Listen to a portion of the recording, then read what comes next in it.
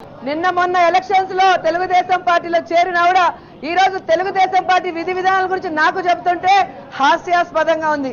ఈ రోజు నేను స్పష్టంగా చెప్పగలను, ఎన్టీఆర్ గురించి వాళ్ళు చెప్పుకొని బతకాల్సిందే కానీ చంద్రబాబు నాయుడు గారి పరిపాలన చెప్పుకొని బతికే దమ్ము ధైర్యం వాళ్ళకు లేదనేది మీరు అసెంబ్లీ సెక్షన్స్ చూస్తేనే అర్థమవుతుంది.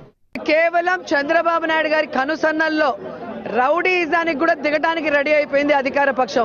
ఎందుకంటే ఈ రోజు వాళ్ళు ఏమైతే హామీలు ఇచ్చారో అవి నెరవేర్చలేక ప్రజల ముందుకి వెళ్ళలేక ఈరోజు ప్రతిపక్షం మీద ఫ్రస్ట్రేషన్ చూపిస్తున్నారు.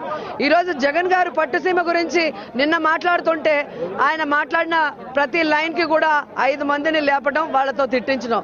ఈరోజు నేను ఒకటే అడుగుతున్నా, అధికార పక్షం ప్రతిపక్షం ఇద్దరూ మాట్లాడిన తర్వాత దానికి క్లారిఫికేషన్ మంత్రి గారు ఇవ్వాలి.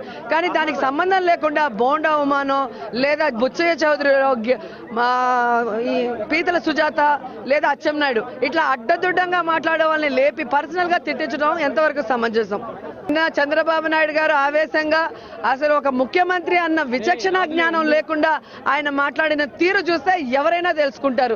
జగన్ గారిని కానీ వైఎస్ఆర్సీపీ ఎమ్మెల్యేలు చూసి ఎందుకు వీళ్ళు వణుకుపోతున్నారు అంటే వీళ్ళు చేసిన తప్పులు అన్ని ఉన్నాయి. ఈ రోజు రాష్ట్రంలో ప్రజా వ్యతిరేక విధానాలతో 10 నెలలు గడిపేశారు కాబట్టి మేము ఎక్కడ నిలదీస్తామో అన్న భయంతో మాకు మైకులు కూడా ఇవ్వకుండా క్వశ్చన్ లో మా పేర్లున్నా కూడా మమ్మల్ని పక్కన పెట్టి వేరే పేర్లను పిలవటం కూడా చేస్తున్నారంటే ఇంతకంటే నిదర్శనం. ఈ రోజు పీతల సుజాత లేసి నిన్న అంటుంది పని పాట లేకుండా ఎమ్మెల్యేలు వచ్చారు అంటారు.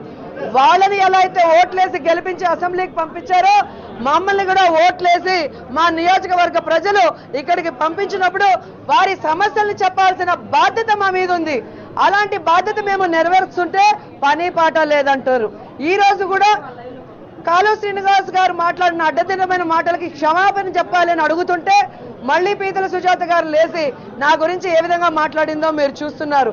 ఈ రోజు మంత్రులు ఎవరికి సబ్జెక్ట్ తెలీదా ఏమో నాకు తెలియదు కానీ అన్నిటికీ పర్సనల్ గా దాడి చేయడమే వాళ్ళు ప్రధానంగా పెట్టుకుంటూ మళ్ళీ రోజా రౌడీ అనో లేకపోతే చెవిరెడ్డి రౌడీ అనో లేకపోతే కొడాలి నాని రౌడీ అనో మాట్లాడుతున్నాను. నేను ఈ సభా ఇది చెప్తున్నా, మీకు దమ్ము ధైర్యం ఉంటే సభలో ఏం జరుగుతుందో, ఎవరేం మాట్లాడుతున్నారు, ఎవరేం రన్నింగ్ కామెంటరీ ఇస్తున్నారో ప్రతిదీ కూడా టెలికాస్ట్ చేయమని కూడా ఈ సందర్భంగా అడుగుతున్నారు. నేనన్న మాట నిన్న ఎడిటోరియల్ గా కూడా రాశారు రాధాకృష్ణ గారు.